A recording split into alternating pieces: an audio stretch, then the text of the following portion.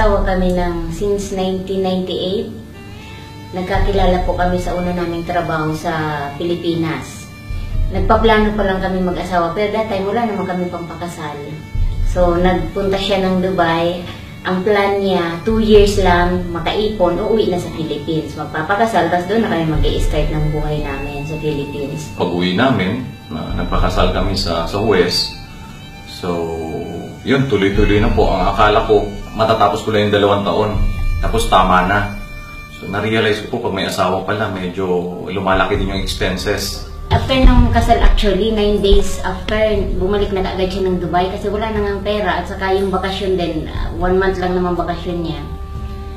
Nung nandito na siya sa Dubai, sinabi niya sa akin na kailangan sumunod ako kahit after a year or before kasi hindi nga pwedeng magkahiwalay ang mag-asawa dahil sa paniniwala niya nga dapat pag mag-asawa magkasama. Na-realize ko po na kapag magkahiwalay ho pala kayo ng asawa mo, iba ho talaga, hindi yung contentment mo, yung kasayahan mo, hindi ho kumpleto. So sinikap ko ho talaga na dapat magkasama talaga kapag mag-asawa at magkasama ho talaga, especially kung may family na ho kayo, kasi ang hirap ho talaga. Kaya po pinilit kong makasama ko siya dito at sinikap kong i-apply kasi wala naman po talaga akong source or enough pera para i-visit visa siya para makapunta dito at maghanap ng work. So, yun, in-apply ko siya ng in-apply kung saan-saan. Dala-dala ko yung biodata niya or CV niya. Ina-apply ko siya kung saan-saan companies. Finally, nagustuhan ko yung CV niya, yung biodata niya. At yun, natanggap naman po siya. Sumunod ako after less than a year. Pagdating nga dito sa Dubai, doon na nag-start yung realization na ang hirap kasi ang sweldo na in-offer sa akin that time, akala ko malaki na. Kaya lang na-realize ko na dito pala, upa pa lang yun ng bahay. So ang sweldo ko, napunta lang lahat sa upa ng bahay. Si Benzi dati nagtatrabaho siya sa Inok, EPCO, as cashier sa convenience store. Ako naman, nagtatrabaho ako sa Le Meridian as Junior Accounts Receivable Officer. Kaya nga lang, maganda lang yung pangalan, pero nga wala naman talagang ganda pagdating sa sahod. Before a year, nabuntis po ako. So kailangan namin na maghanap ng ibang source. Ako po sana, naghahanap ako ng ibang source na makakatulong sa sweldo. Kaso nga, hindi naman talaga ako nasiswerte kasi nga, unang-una, wala naman talaga akong alam sa kung ano man ang pwede kong gawin pa. Kaya lang, pinagkakasya namin yung aming sweldo. Pagkapanganak ko po, after 2 months and a half, iniwan namin yung anak namin sa Pilipinas, which is, ayaw na ayaw sana namin gawin. Kasi nga, 2 and a half, imagine 2 and a half pa lang sila noon. Siya noon yung panganay ko. Kaso kailangan kasi wala naman kami ibang sources. Opo, at napansin ko po, sobrang mahal pala dito na expenses. Nasabi ko sa kanya na iuwi na lang muna natin, tiisin na muna natin. Kahit naman gusto natin i-keep dito ang baby, kahit pwede naman i-keep, kahit gusto, hindi pwede. Bilang nanay, parang ang hirap nung tanggapin na pagkatapos ng 2 and a half, parang iniwan mo lang siya doon. Ayaw kong pinag-uusapan yung ganitong bagay. Nandoon tayo sa realidad kahit ano pang gawin natin, kailangan talagang iwan muna doon. Para kang dinuduro. Yung pag dumating na po ang time na paalis na ako, make sure ko po na maghapon hindi ko makikita yung anak ko. Yung parang umaga pa lang, pagising ko, dapat wala na sa tingin ko yung, parang hindi ko na siya makita kasi hindi ko kakayanin. After 3 years, nagkaanak ulit kami ng isa. Ganun din po yung sistema. After 2 and a half months, inuwi, tapos balik ulit ako sa Dubai, trabaho ulit.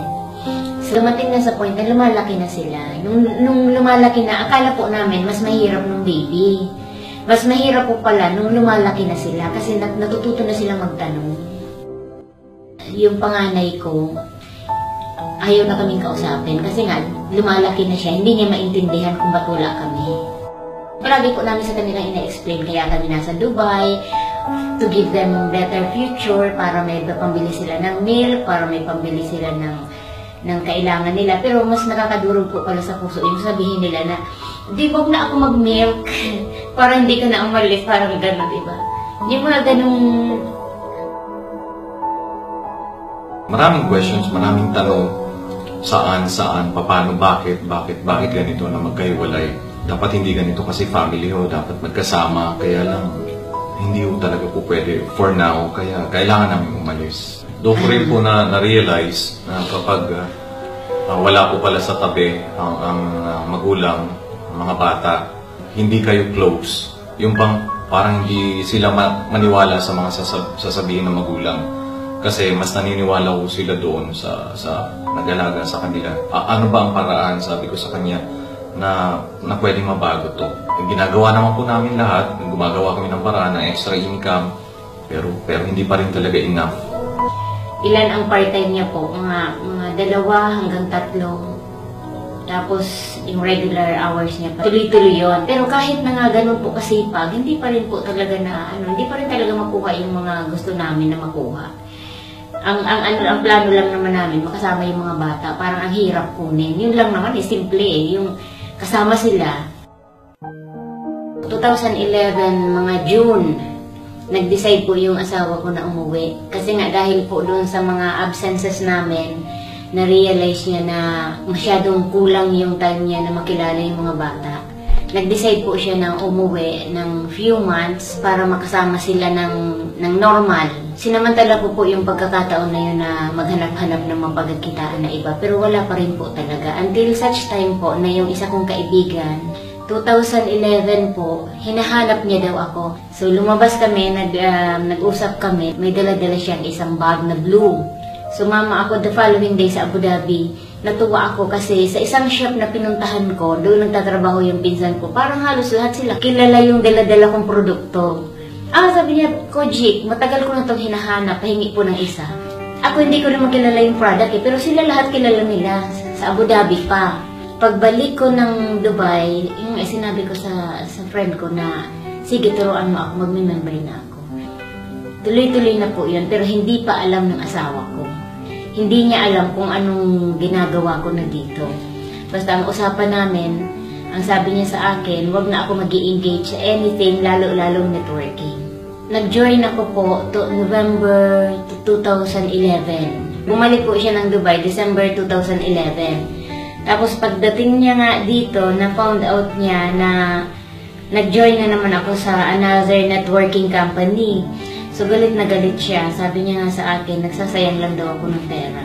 Pagbalik ko dito sa Dubai, nagulat ko ako sa pinasok na naman ng asawa ko. Hindi ko siya mapigil. So since pumupunta ako dito sa office, palagi nag-a-attend ng training, so sinasamahan niya naman ako. Galing siya sa work, sumusunod siya dito, nandito na ako. Kaya lang talagang sobrang ayaw niya. Ginagawa niya lahat ng paraan para ba ma-discourage ako. So pagdating mo sa sasakyan, inaaway ko na yan. Kasi sabi ko, ako hindi mo pa alam yung trabaho ko umagang-umaga kasi nasa charter po ako. So yung charter, yung boat rentals po. So nag-fishing po kami, nag-cruising. Pag may schedule po akong fishing, madaling araw pa lang po gising na ako alas 4 ng umaga kasi dapat 5:30 or 6 o'clock, aalis na po kami, magpapalaot na. So matatapos po yung trabaho ko hanggang alas 6 na naman ng gabi, ng hapon. Tapos pagdating ko sa bahay, wala siya, nahanap ko siya. Pagtawag ko, nandito na naman pala sa Royal, nagtitraining.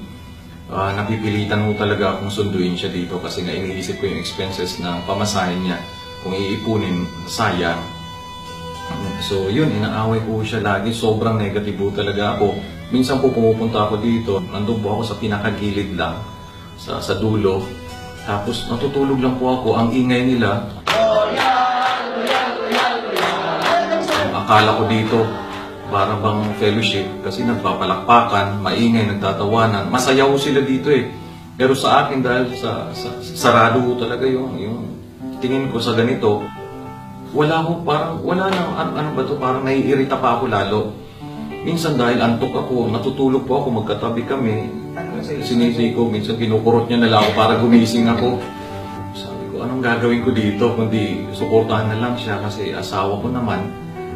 Hindi ko naman kayang tiisin na pabayaan lang siya. So kahit na yun, halos gabi-gabi nandito po siya, dinitiis ko po yun. Pero yun nga, hindi ko talaga maiwasan na awayin siya kasi nga, ang hirap po ng puyat talaga araw-araw. May plano na kami, may usapan na kami kasi nga yung panganay namin 12 years old na. Nagdadalaga na. Sabi ng nanay ko, kailangan na daw ng guidance ng magunang nanay. So, may usapan kami na March 2012, magre-resign na ako sa work, mag-for good na ako sa Philippines. So, di ba yung konsepto namin ng pamilyang magkakasama na buo, di pala yung nagiging totoo pag hindi present yung sources. Sabi ko, okay lang, maiwan ka dito, ako uuwi na sa Philippines. Kaya naman siguro natin man mamuhay ng simple ba sa Philippines na lang. At least, ang importante, nakikita ko yung mga anak ko, mawala na rin yung mga questions nila kung bakit kami palaging umaalis. Maswerte nga lang po kasi nga dahil nakilala ko na nga si Royal. Ang maganda pong nangyari dito, March 2012, nag-first check ako ng 128,000 pesos. Yung plano po namin, yung 128,000 na yun, igagastos na lang sa pag-visit visa ng mga bata. For the last time, pupunta sila dito ng visit visa ng March, mag-i-spend ng few months, tapos June, sabay-sabay na kami uuwi, doon na ako. Maiiwan dito si tatay.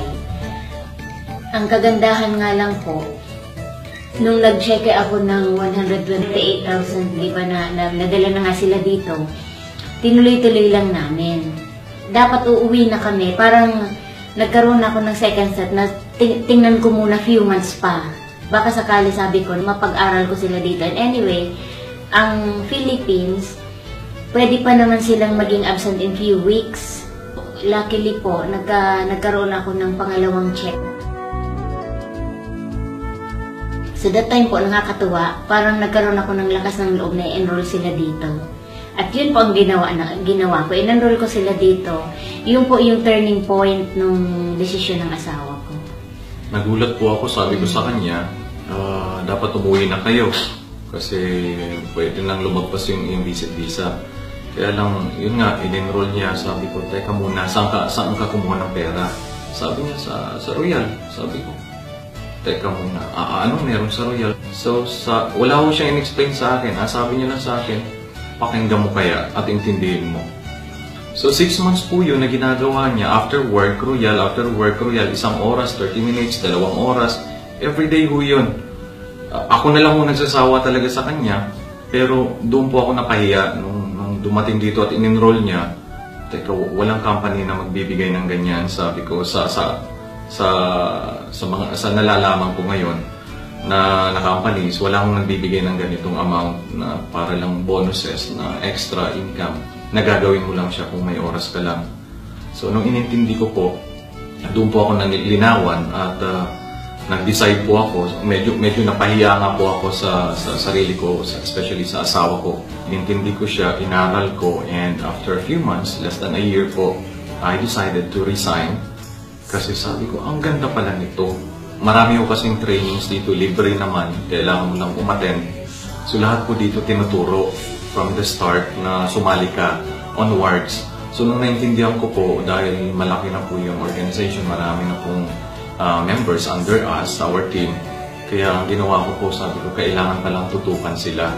Kailangan palang turuan din sila, alalayan, suportahan. Parang isang magulang po na nandiyan ka lagi sa tabi nila. Na kailangan matutunan nila yung negosyo na to para umasenso din sila. Dahil nga po sa nagkaroon na ng time, tapos naging decided na lalo si Benzi na naintindihan niya na ang sistema ng Royal at nilove niya na talaga ang Royal. Magaang na sa kanya na gawin at ituro. Sa pamamaraan po na yon sa grupo namin, meron na kami mga executive circle members.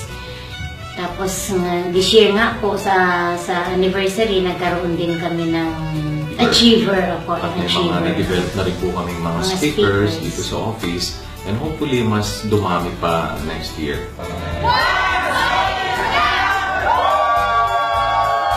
Napaka-supportive niya. As in, sobrang bait ng mag-asawang yan. Para kaming isang pamilya. Parang hindi kompleto kung hindi namin sila makikita. Napaka-supportive talaga ni Ate Maris pagkatapos ni Kuya Benz. Sobrang parang siya yung tumatayong nanay at tatay na namin talaga dito sa Royal. Hindi siya nagkukulang talaga. Actually nga sobra-sobra pa yung suporta na binibigay niya. Mas lalo kami ginaganahang mag-Royal. It's because nandyan sila lagi sa likod namin. Na-achieve yung executive circle, it's because of them. Talaga. Kaya kung ano man yung narating ko ngayon dito sa Royal, utang ko talaga yun sa kanila. Nung nag-start ko kami dito, pwede palang mangarap ulit at pwede makuha dahan-dahan. Huwag ka lang tumigil kasi hindi po siya madali. Mahirap din siya, pero later on, kapag nag-harvest ka naman, worth it po. Kaya ngayon, nandito na po yung mga anak namin. Kasama na po namin sila almost 3 years na sila. No? 3 years. 3 years na po sila nakasama namin at ang sarap pala pagkasama ang pamilya. Isa po yan sa malaking achievement na nagawa namin sa buhay namin. Ang makasama namin yung dalawa. Tapos nakikita namin sila araw-araw, natutulog, pupunta sa school. Alam mo ba, nakikita na namin sila kung nalulungkot, kung masaya sila. Alam na namin kung sino sila sa ngayon. Kilala na rin nila kami.